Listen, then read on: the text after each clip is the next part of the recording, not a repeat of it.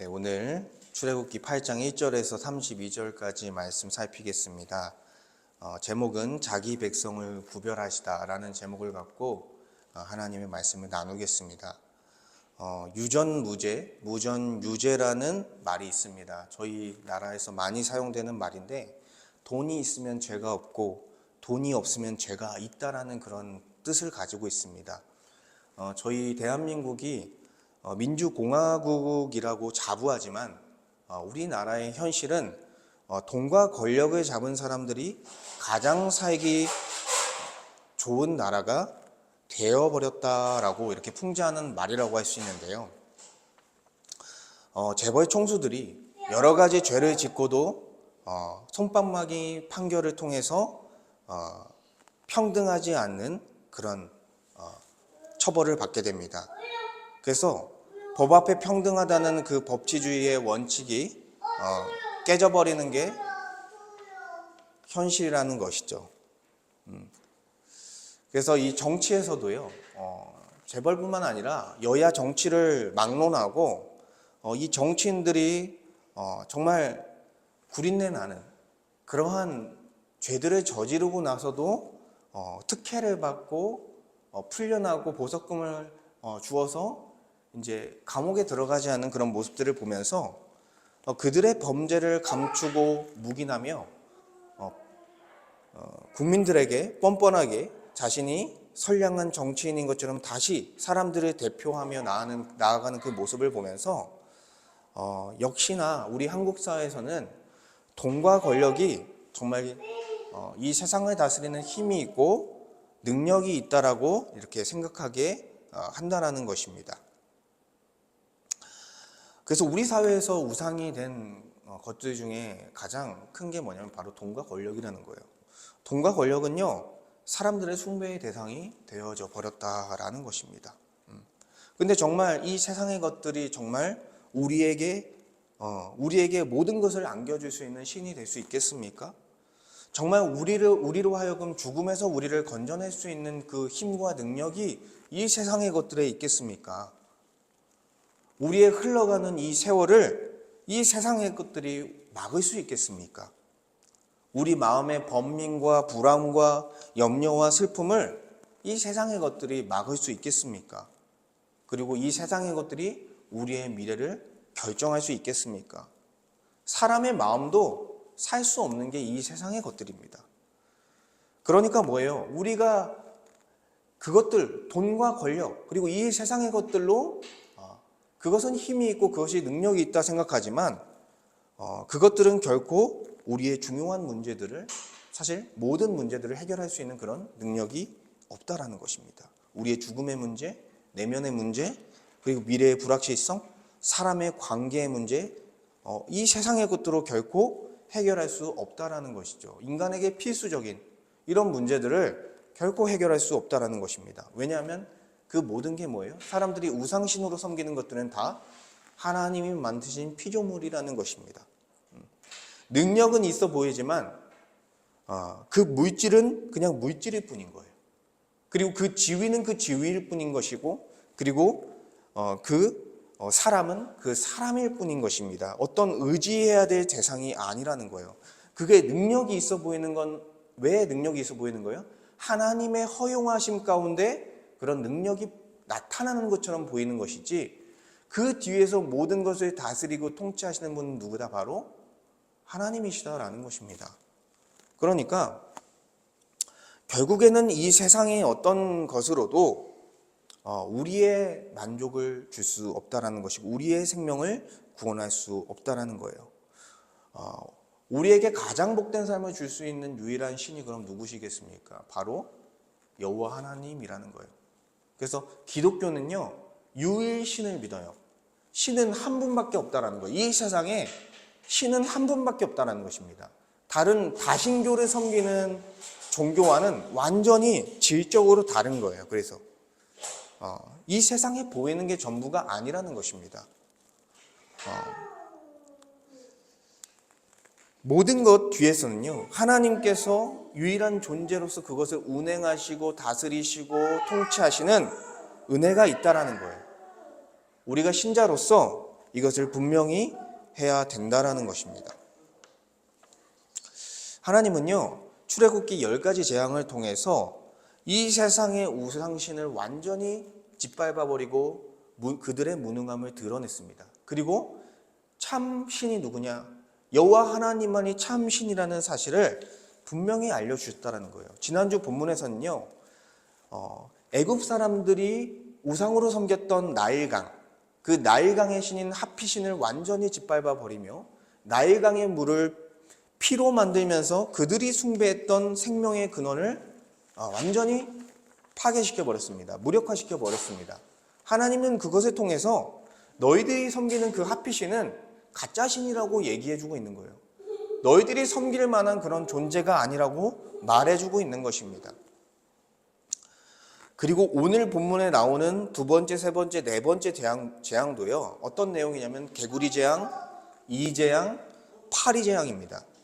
그래서 1, 2대지의 개구리 재앙과 이재앙은요. 이 세상신의 섬김을 통해서 받게 되는 재앙, 고통, 환멸감 이런 것들을 이야기하고 있습니다. 그리고 두 번째 이재앙에서는요. 이 세상신, 가짜신의 한계와 무능함을 보여주면서 결국에는 우상 숭배한 자들에게 어떠한 결과가 나타나는지를 알려주고 있다는 거예요. 그리고 마지막 3대지인 파리재앙은요. 유이신 여호와 하나님께서 자기 백성을 구별하여 재앙의 심판 가운데서도 보호해 주시는 은혜가 있다는 것을 우리에게 전해주고 있다는 것이죠. 그래서 우리는요. 오늘 본문을 통해서 우리 내면 안에 여전히 남아있는 우상들을 버리고 회개하기를 원합니다. 우리의 탐욕과 쾌락을 쫓아 자기를 위해 세운 온갖 우상들을 우리는 다 잘라내버려야 돼요. 그리고 우리 주 예수 그리스도 안에서 하나님만을 예배하고 의존하는 자로 우리는 살아가기를 소망해야 한다라는 것입니다. 첫 번째로 1절에서 15절은요. 개구리 재앙은 개구리로 애굽의 온 땅을 덮어 환멸을 느끼게 한다라는 그런 내용입니다. 여호와 하나님께서요. 첫 번째 재앙에도 불구하고 이스라엘 백성을 내보내지 않은 바로에게요. 계속해서 경고하기 시작합니다. 두 번째로 재앙을 내리실 거라 말씀하시는 거예요. 그래서 내 백성을 보내라. 그 백성들을 통해서 내가 섬김을 받을 것이다. 내가 예배를 받을 것이다 라는 거예요. 근데 만약에 보내지 않으면 내가 개구리로 너의 온 땅을 칠 것이다. 애굽의 온 땅에 그 나일강에 있는 개구리들을 올라오게 해서 너희들을 괴롭게 할 것이다 라는 거예요. 그래서 그 경고의 메시지가 3, 4절에 적혀 있는 거예요. 이 재앙이 일어나면요. 개구리가 나일강에서 무수히 생기고 올라와서 내 궁과 내 침실과 내 침상 위에 내 신하의 집과 내 백성과 내 화덕과 내 떡반죽 그릇에 들어갈 것이며 개구리가 너와 내 백성과 내 모든 신하에게 기어 오르리라 하셨다 라고 말씀하셨습니다. 여러분 상상해 보세요. 개구리가요 온 집안에 그리고 바로의 왕궁까지 바로의 침상까지 올라가게 된 거예요. 그리고 바로와 애굽의 백성들, 애굽의 신하들이 먹는 식탁 위에 그릇 위에 지금 개구리가 올라가 있는 모습인 거예요. 얼마나 역겹습니까? 얼마나 눈살을 찌푸렸겠습니까? 이런 상황에서 결국 하나님께서 이스라엘 백성들을 보내지 않으면 이러한 재앙을 내릴 거다라고 말씀해 주신 거예요. 근데 아마도 이제 바로가 또 거절한 거예요. 하나님의 말씀을 거절하게 됐고 결국 하나님께서 모세에게 말씀하셨습니다. 아론에게 명령하기를 내 지팡이를 잡고 내 팔과 강들과 운하들과 모두 위에 펴서 개구리들이 애굽 땅에 올라오게 하라. 그래서 모세는 아론을 통해서 이렇게 하나님이 말씀하신 대로 일했고요. 결국에는 애굽 모든 땅에 개구리가 올라왔습니다. 정말 애굽 온 땅을 덮어버린 거예요. 얼마나 끔찍합니까? 근데 그것을 흉내낸다고 애굽의 요술사들이 그와 같이 개구리들이 애굽 땅으로 올라오게 한 거예요. 여러분 어떻겠어요? 개구리가 더 많아진 거예요. 그러니까 하나님께서 개구리 재앙을 내린 것에 요술사들이 개구리를 올라오게 한 것이 더함으로써 애굽의 개구리로 인한 역겨움, 그러한 고통이 더 커지게 되었다라는 것입니다. 애굽 사람이 이 개구리를 우상으로 섬겼어요. 그래서 이 화면을 보시면 헤케트라는 신을 섬겼습니다. 개구리 머리를 가진 여신을 우상으로 섬겼다라는 거예요. 근데 이제 개구리는 그들에게 어떤 상징이었냐면, 나일강이 범람한 후에 개구리가 대량으로 나타났습니다. 태어났습니다. 그리고 나서 결국에는 그 개구리가 어떤 상징이냐면 생명과 풍요의 상징으로 여겨졌다라는 거예요. 그래서 이 헤케트라는 신은요, 출산과 다산의 여신으로서 애를 낳고 다산하게 하는 능력을 부여해주는 그러한 신이라고 믿었다라는 거예요. 그런데 그렇게 믿었던 개구리 우상이요, 지금 어떻게 됐습니까? 그렇게 숭배했던, 자신들에게 복 줄 것을 기대했던 개구리들이 지금 애굽의 온 집과 왕국과 음식의 그릇들의 올라감을 통해서 우리에게 복을 주는 그러한 대상이 아니라 우리에게, 애굽 사람들에게 환멸감을 주는 그런 대상으로 바뀌게 되었다라는 거예요. 복을 줄 것이라고 생각했는데 오히려 저주가 되어버린 것입니다. 그러니까 눈살을 찌푸리면서 숭배했던 그 개구리를 보면서 환멸감을 느낄 수밖에 없는 거예요. 엄청나게 고통스럽지 않았겠습니까? 결국에는 바로는요, 견디다 못해 이제 모세와 아론을 다시 왕궁으로 불러들입니다. 그리고 간곡히 요청하는 거예요. 자기가 섬기고 있던 개구리 신 헤케트 신이 아니라 여호와께 간구하기를 부탁하는 거예요. 왜요? 헤케트 신이 이제는 무능하다는 사실이 개구리 재앙을 통해서 드러났기 때문에 헤케트 신에게 구할 수 없는 것이죠. 그래서 얘기하는 거예요. 여호와께 구하여, 8절에 여호와께 구하여 나와 내 백성에게서 개구리를 떠나게 하라. 내가 이 백성을 보내리니 그들이 여호와께 제사를 드릴 것이니라. 아멘. 바로의 괴로움은 극에 달한 것입니다. 그리고 이것을 봤을 때요, 애굽의 요술사들은요, 개구리를 애굽의 전역에 올라오게 할 수는 있지만 그 개구리를 떠나가게 할 수 있는 요술은 없었다라는 거예요. 그러니까 애굽 신을 섬겼던 그 요술사들의 무능함, 가짜 신의 무능함이 여기서 드러나고 있는 것입니다. 그래서 모세는요, 바로에게 어떻게 얘기하냐면, 그럼 개구리를 떠나게 언제 내가 간구해야 될까요? 라고 물어보는 거예요. 이건 왜 이렇게 물어보냐면, 바로 당신이 원하는 때에 하나님께서 개구리를 떠나게 함을 통해서 하나님께서 정확한 통치와 역사를 통해서 권능으로 이 재앙을 걷어내실 수 있는 통치자이자 주님이시라는 것을 분명하게 드러나기 위해서 시간을 물어보는 거예요. 근데 바로는요, 그의 자존심 때문일지 항복하고 싶지 않아서 그런 건지 모르겠지만 당장 오늘 떠나게 해달라고 해야 되잖아요. 근데 자존심 때문에 그런 것 같아요. 내일 떠나게 기도해달라고 부탁합니다. 근데 그것으로 인해서 하루 동안 애국 백성들은 또 고통을 당하게 되는 거예요. 사단의 백성들은 이렇게 고통을 당하는 것입니다. 그 모세는요, 그 다음 날이 되어서 이제 다음 날이 될 때 기도를 하게 되는데, 이제 바로에게 기도하기 전에 뭐라고 이제 얘기를 하냐면, 내일 개구리를 떠나게 할 것인데 왕에게 우리 하나님 여호와 같은 이가 없는 줄을 알게 할 것이다. 당신이 부탁한 정확한 때에 간구함을 통해서 개구리가 떠나가게 하는 것을 통해서 누가 이 세상의 주관자인지를 알게 해 줄 것이다 라는 것입니다. 그래서 뒤에 이제 이어서 보면 개구리가 왕과 왕궁과 왕의 신하와 왕의 백성을 떠나서 나일 강에만 있으리이다. 내가 간구할 때. 여기서 왕이 반복되죠.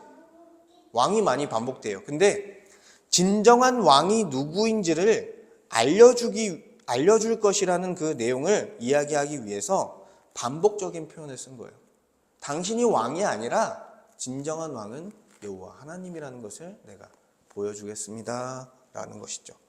그래서 모세는 그 다음날 간구하게 됩니다. 간구한 즉시 어떻게 됩니까? 여호와 하나님께서 날뛰던 개구리들을 집과 마당과 밭으로부터 나와서 죽게 했다라는 거예요. 사람들은요, 그 악취 나는 개구리들을 무더기로 쌓았습니다. 근데 그 개구리 시체로부터 악취가 났으니 얼마나 고통스럽겠습니까? 그런데 이러한 고통도 잠시, 바로가 숨을 쉴 수 있게 되는 것을 확인하고 나서 마음이 변해요. 백성들을 못 보내겠다. 마음이 완강하게 되어서 이 모세와 아론의 말을 듣지 않고 다시 보내주지 않는, 살만하니까 여호와의 명령을 거절하는 간사함을 보여주었다라는 것이죠. 결국에는 이게 죄인의 모습이에요. 자기가 필요할 때는 어떤 신이든 다 구하는 거예요. 나를 위해서 좀 기도해줘. 근데 자기가 좀 괜찮아지면 여호와 하나님을 대적하고 반역하고 받아들이지 않는 것입니다. 그게 바로 죄인의 모습이다라는 것이죠. 본문에서는요, 이 개구리 재앙을 통해서 그들이 섬겼던 출산과 다산의 여신인 헤케트의 무능함을 완전히 드러냈어요. 그리고 그들이 숭배했던, 복을 줄 것이라고 숭배했던 이 개구리들이 오히려 애굽 사람들에게 역겨움과 악취를 내면서 그 섬겼던 대상 개구리들로부터 환멸감을 느끼는 그런 모습을 보게 되는 것입니다. 그러니까 복을 받을 것이라고 생각했던 우상으로부터 복이 아닌 저주와 고통을 당하게 된 것입니다. 개구리는 그냥 개구리인 거예요. 개구리가 숭배의 대상이 될 수 없다라는 거예요. 왜요? 가짜신이기 때문에. 결국에는 하나님을 예배하지 않는 우상 숭배자들의 결과는 이러한 거예요. 그들이 숭배했던 것들로 인해서 실망하고 환멸감을 느낄 수밖에 없는 것이 바로 이 세상의 피조물이고 이 세상의 우상신이다라는 것입니다. 하나님을 대적한 자들에게는 어떠한 심판이 있겠습니까? 예수 그리스도께서 십자가에서 형벌을 대신해서 죽으신 것처럼 그들에게는 영원한 형벌이 있는 거예요. 하나님의 공의의 심판이 있으며 죽음과 영벌이 있다라는 것입니다. 결국에는 고통스럽게 살아가다가 사망할 수밖에 없는 그런 인생을 사는 것이죠. 우리 또한 이 시대를 살아가면서요, 겉으로는 그렇게 이제 보이지 않겠지만 우리의 내면 안에 자기를 위한 이 세상의 우상들을 세우고 그 우상들을 숭배하며 살아가는 모습들이 여전히 있다라는 거예요. 우리의 내면을 진지하게 우리는 들여다 봐야 된다라는 것입니다. 결국 인간은요, 그 대상만 바뀌었을 뿐이지 피조물들을 자기를 위한 우상을 삼아 자기의 탐욕과 자기의 쾌락을 채우는데 이용하고 있다라는 것입니다. 자신의 행복과 안위를 줄 수 있다라고 생각하는 것들, 그것들이 힘과 능력이 있다라고 생각하는 뭐가 있겠습니까? 돈이 있을 수 있겠고요. 돈이 나의 인생에게 행복을 줄 것처럼 생각하고요. 물질들, 내가 소유한 것들, 그리고 내가 가진 지위나 명예, 그리고 인맥, 내가 가진 기술, 그리고 사랑과 우정의 대상들이요, 나에게 안위와 나에게 행복을 가져다 줄 것처럼 우리는 생각하며 우상 숭배하고 있다라는 것입니다.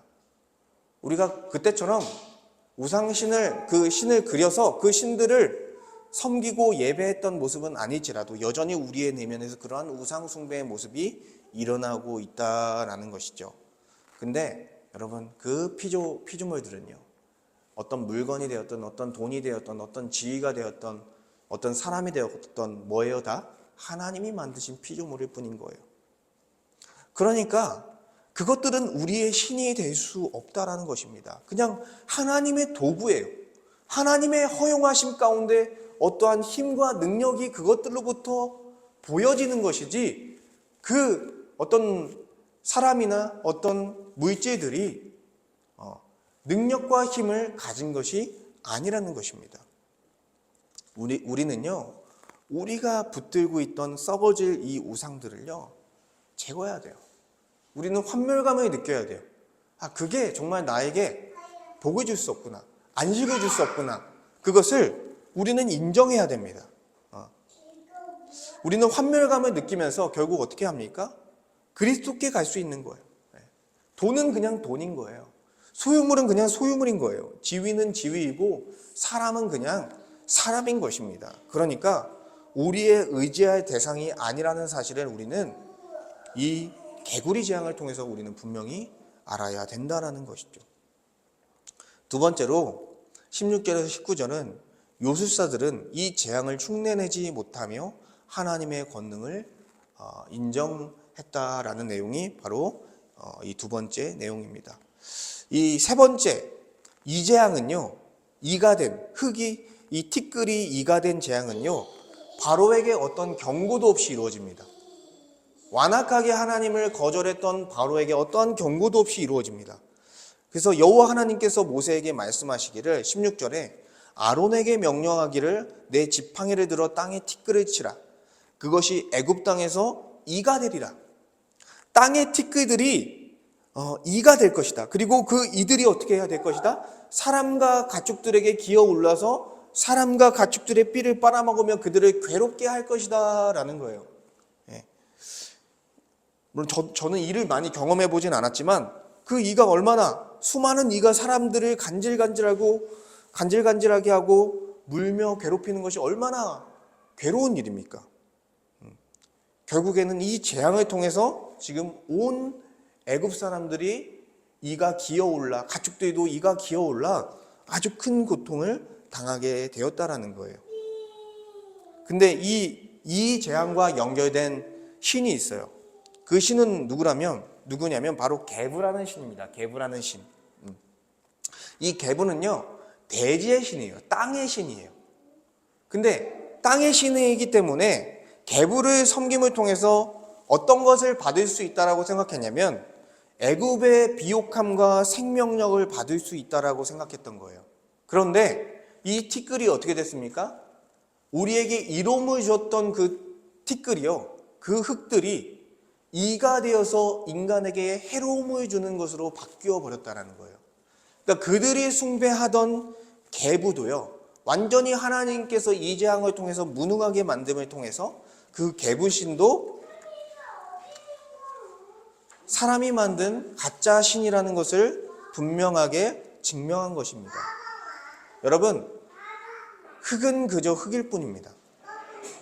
흙은 그저 흙일 뿐인 거예요.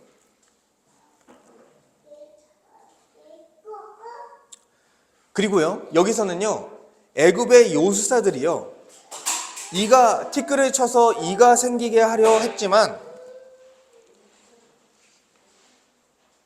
그렇게 하지 못했다라고 설명하고 있습니다. 결국 뭐예요? 요술사들이 첫 번째 재앙도 따라했고요, 두 번째 재앙도 따라했습니다. 그러니까 나일강이 피로 변하는 것과 개구리가 애굽 전역에 올라온 것을 흉내냈지만 지금 땅의 티끌이 이가 되는 것은 흉내되지 못했다라는 거예요. 결국 애굽 우상들을 섬겼던 요술사들의 한계가 드러난 거예요. 그들의 무능함이 드러난 거예요. 그리고 그 요술사들이 바로에게 가서 뭐라고 얘기하냐면 이 재앙은요, 우리가 할 수 없는 일입니다. 이것은 하나님의 권능으로서 이루어진 일입니다라고 설명하고 있는 거예요. 그러니까 자신들이 여호와 하나님께 대하여 패배했다라고 바로에게 지금 이야기하고 있는 것입니다. 그래서 그 다음 네 번째 파리 재앙부터 이 요술사들은 등장하지 않아요. 왜요? 더 이상 여호와 하나님의 대적이 될 수 없기 때문이죠. 그럼에도 불구하고 여호와의 말씀대로 바로의 마음은 완악해져서 이스라엘 백성들을 보내지 않았다라는 것입니다. 결국에는 이 재앙을 통해서 이 대지의 신, 땅의 신, 개부신을요, 완전히 무능하다라는 것을 들춰낸 것이에요. 그리고 애굽 신들을 섬겼던 요술사들의 무능함을 드러내면서 그들이 섬겼던 신들이 무능하며 가짜라는 사실을 하나님께서 완전히 밝히 드러내신 것입니다. 결국에는요, 세상의 우상들이요, 우리의 문제들을 해결해 줄 수 있을 것처럼 보여주고 우리를 유혹하지만 이 세상의 우상들은요, 그냥 하나님이 만드신 피조물이다라는 거예요. 피조물일 뿐이다라는 거예요. 그래서 권능과 힘이 있는 것처럼 보이지만 실제로는 권능과 힘이 없다라는 것입니다. 하나님의 허용하심 가운데 그냥 가능했던 일이에요. 하나님의 도구로서 하나님의 허용하심 가운데 능력과 권능을 드러낸 것이지, 어떤 사람의 문제를 해결하는 것처럼 보여준 것이지, 그 세상의 피조물이 사람의 문제를 실제로 해결해 줄 수 없다라는 것입니다. 그리고 이 요술사들의 흉내내는 모습도 그냥 하나님의 허용하심 가운데 그냥 보여준 것이지, 더 이상은 하나님이 허용하시지 않았다라는 것이죠. 그러니까 누가 참신이세요? 여호와 하나님만이 참신이라는 거예요. 이 세상의 모든 것의 근원이신 창조주와 이 세상을 주관하는 주님이 바로 여호와 하나님이시다라는 사실을 이 이재앙을 통해서 보여주고 있는 거예요. 그러니까 이 세상의 것들은요, 우리의 죽음의 문제, 우리의 생명의 문제, 우리의 마음의 문제, 우리의 어떤 관계의 문제들을 해결해 줄 수 없습니다. 힘과 능력이 있어 보이지만 신이 될 수 없다라는 거예요. 피조물은 피조물이다라는 것입니다. 그냥 거짓 신에 불과하다라는 것이죠. 결국에는 우리가 조심해야 될 것들이 뭐냐면, 우리가 하나님을 믿는다 하면서 어떻게 이야기할 때가 많냐면, 이런 것들은, 세상에 이런 것들은 되게 중요한 것이고 어떤 우리의 삶을 더 부유하게 만들어주는 거야. 내가 가진 돈은 그런 거야. 내가 가진 인간관계는 그런 거야. 내가 가진 어떤 거는 나의 삶의 문제를 해결해 줄 수 있을 만한 그런 능력이 있는 것들이야 라고, 그런 뉘앙스로 이야기하는 그런 모습은요, 결국에는 우리 마음에 그러한 우상이 심겨져 있다는 것을 고백하고 있는 거예요. 그러니까 우리는 이런 것들을 주의해야 된다는 것입니다. 하나님 외에 어떤 것도요, 우리의 문제를 결코 해결해 줄 수 없다는 것입니다.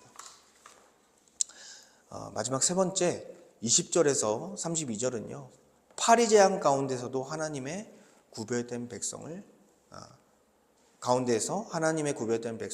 하나님 보호하신다라는 그런 내용입니다. 그래서 여호와께서 모세를 통해서 바로에게 다시 경고합니다. 내 백성을 보내라. 내 백성을 통해 내가 섬김을 받을 것이다. 그러지 아니하면은 내가 다시 또 재앙을 내릴 것인데, 어떤 재앙을 내리냐면 파리 재앙을 내려서 너희들을 아주 크게 괴롭게 할 것이다 라는 것이죠.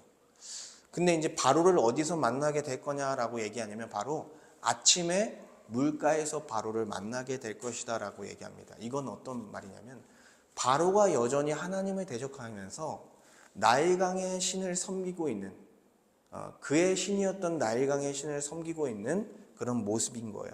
하나님의 권능을 계속해서 봤음에도 불구하고 여전히 그에게 유익을 줄 것처럼 생각했던 그 나일강을 붙들고 있는 모습이 바로 이 바로의 모습이었다라는 것입니다.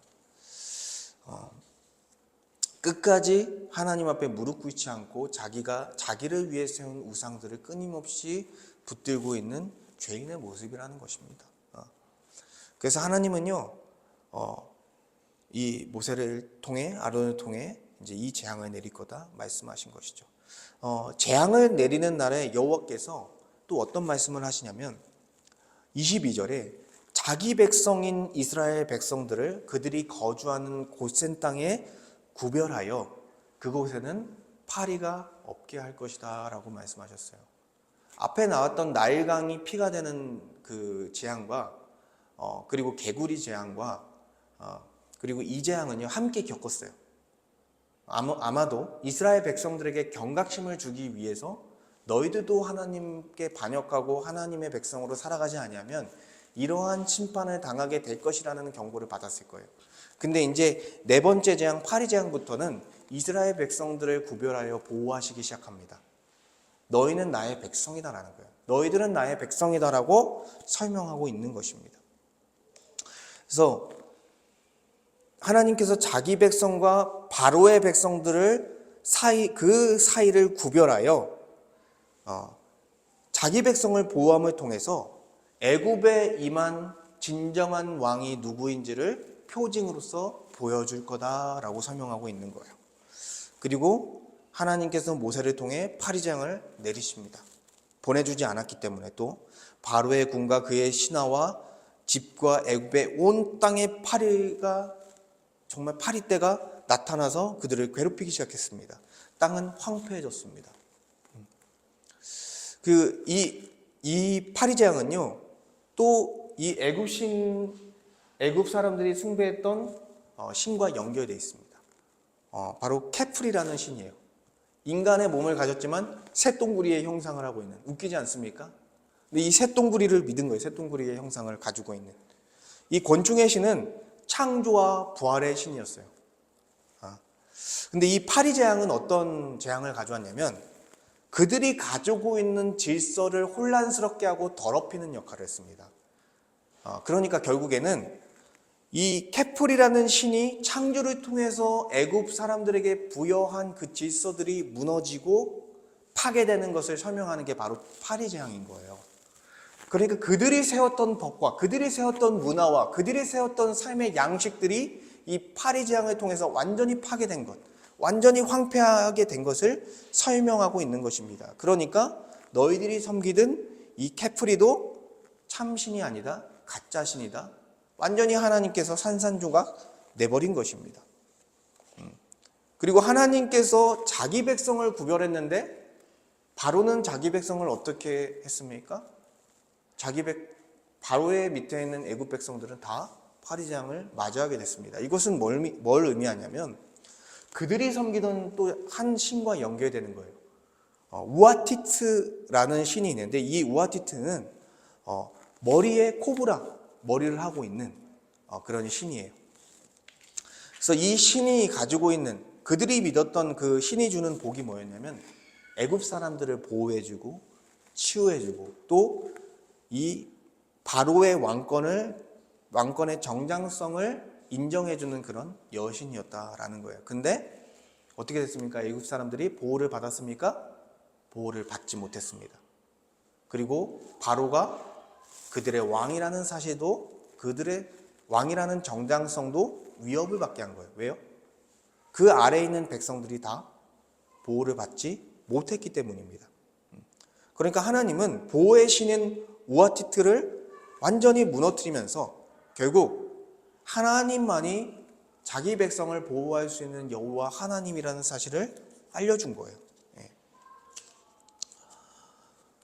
그래서 바로는요, 고통의 극에 달하자 또 모세와 아론을 궁에 불러들여서 얘기하는 거예요. 근데 그때랑은 좀 다르게 이 땅에서, 애굽 땅에서 그럼 너희들이 하나님을 섬겨라, 예배해라.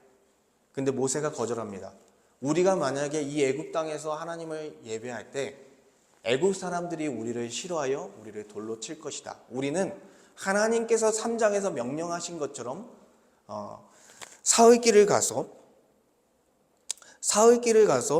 광야에서 하나님을 예배할 것이다 라고 답변했어요. 결국에는 바로가요 질 수밖에 없었습니다. 그래, 그러면은 가라. 너무 큰 고통이 왔기 때문에 허락했고 다만 멀리 가지 말아라.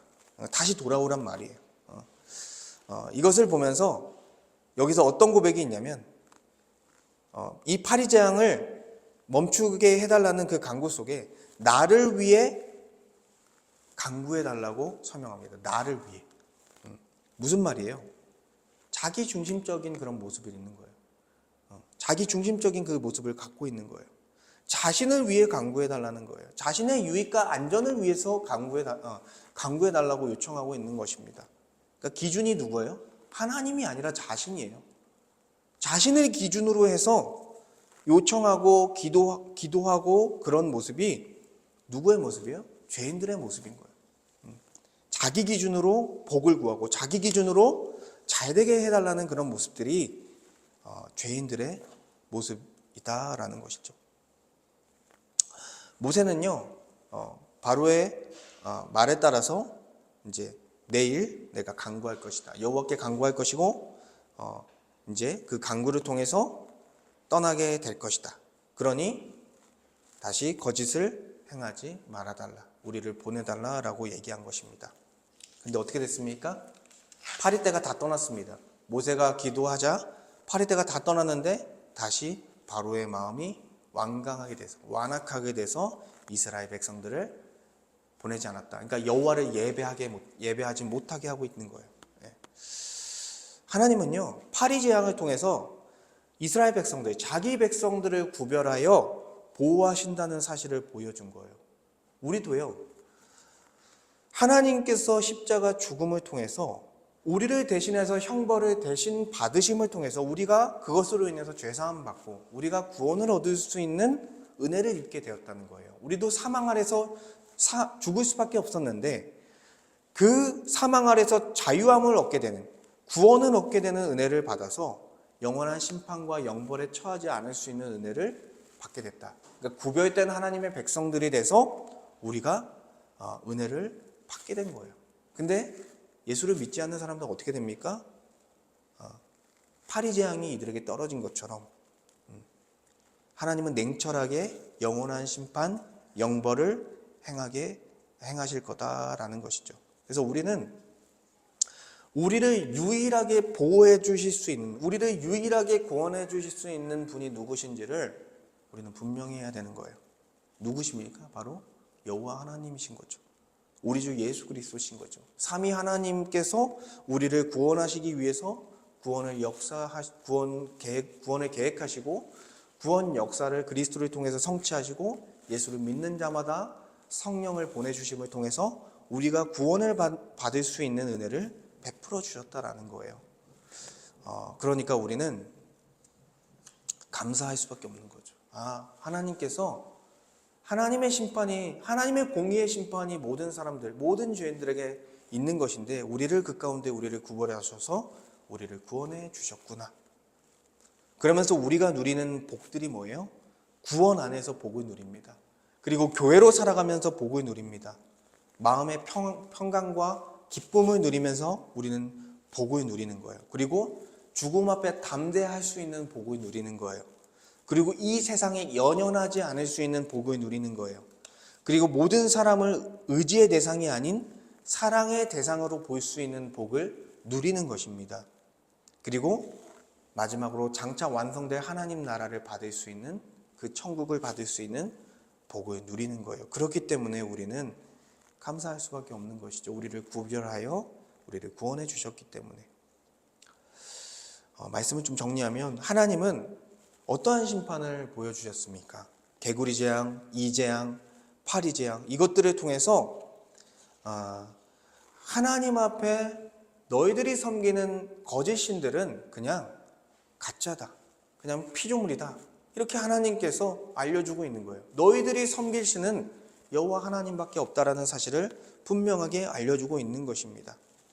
그리고 결국에는 너희들이 섬겼던 돈과 사회적 지위와 명예와 지위와 어떤 자녀와 사랑과 우정, 이런 것들이 결국에는 너희들에게 복을 주는 것이 아니라 환멸감을 주고 저주가 될 것이다. 그것으로 인해서 고통을 당할 것이다 라는 것이죠. 우리가 그것들을 의지하며 그것들을 얻었다 해도 완전히 만족할 수 없는 상황이 놓여질 것이며, 그리고 그것들을 얻지 못했을 때 얻지 못해서 불행하다 얘기하면서 살아갈 수밖에 없기 때문에 이 세상의 피조물들은 완전한 복을 주지 못한다라는 것입니다. 결국에는 자기가 숭배했던 그 피조물로 인해서 고통을 겪고 환멸감을 겪고 신물이 날 수밖에 없는 일이 펼쳐진다라는 것입니다. 그래서 이 세상의 것, 이 세상의 우상은요, 한계가 있어요. 무능합니다. 하나님의 허용하심이 없다면 아무 힘도 없는 것이 이 피조물들, 우리 눈앞에 있는 것들이다라는 것이죠. 그래서 우리는 우리의 탐욕과 쾌락을 위해서 우상 삼았던 것들을 다 버려야 되는 거예요. 그리고 여호와 하나님만을 우리의 참신으로 경배하며 그분만을 예배하며 살아가야 된다는 것이죠. 하나님을 예배하는 자가 복된 삶을 사는 거예요. 하나님을 예배하는 삶에게 참된 행복이 있는 것이고 참된 구원이 있는 것입니다. 그래서 우리는 우리 안에, 우리 내면 안에 있는 다른 신들, 이 우상들을 다 걷어내고 우리가 구별된 하나님의 백성으로 살아가야 한다고 하나님께서 말씀해 주고 있습니다. 우리가 이 말씀을 붙들고 함께 기도하길 원합니다.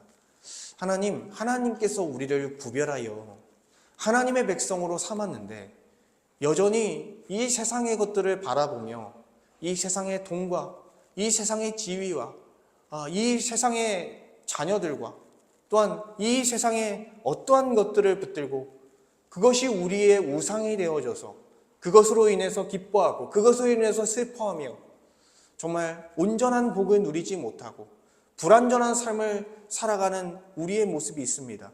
하나님께서 우리를 불쌍히 여기셔서 우리 내면 안에 있는 더러운 우상 숭배들을 걷어내게 하시고 찬란하게 하시고 오직 여호와 하나님 권능을 가지고 계신 유일하게 권능을 가지고 계신 여호와 하나님만을 의지하며 여호와 하나님이 우리의 주님이 되어져서 살아가는 그러한 인생이 되게 하여 주시옵소서. 여호와 하나님만을 예배하며 정말 참된 복을 누리는 그런 인생이 될 수 있도록 주님 인도하여 주시옵소서. 이렇게 고백하며 하나님께 함께 기도하겠습니다. 아버지 하나님 감사합니다.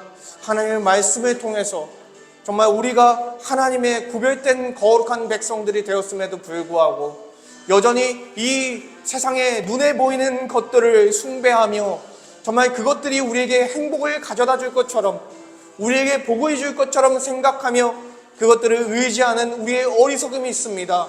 아버지, 이 세상에 어떤 것도 돈이든 물질이든 지위든 명예든 아버지 하나님 우리의 자녀이든 아버지 하나님 어떤 것도 우리에게 정말 참된 복을 줄 수 없습니다. 아버지, 그것들은 그저 피조물일 뿐입니다. 하나님의 허용하심이 없다면 아무것도 할 수 없는 그냥 하나님의 도구일 뿐입니다. 주님, 우리가 그것을 알고 주님께서 우리에게 여호와 하나님만이 우리의 참신이 될 수 있다는 것을 알려주고 있사오니 아버지, 우리의 내면에 깊숙이 들어가 있는 온갖 우상들을 정말 몰아내게 하여 주시옵소서. 하나님이 아닌 다른 신들을 숭배하고 있는 우리의 정말 우상 숭배하는 그 더러운 모습들을 회개하고 돌이키게 하여 주시옵소서. 우리를 그 심판 가운데 구원하실 여호와 하나님, 우리 주 예수 그리스도만을 붙들고 믿음으로 살아가길 소망합니다. 아버지 하나님께서 우리를 붙드시고 주님, 우리 교회의 지체들을 붙드시고 주님 안에서 정말 주님을 예배함으로써 복된 인생을 살아갈 수 있도록 아버지 하나님께서 은혜를 베풀어 주시옵소서.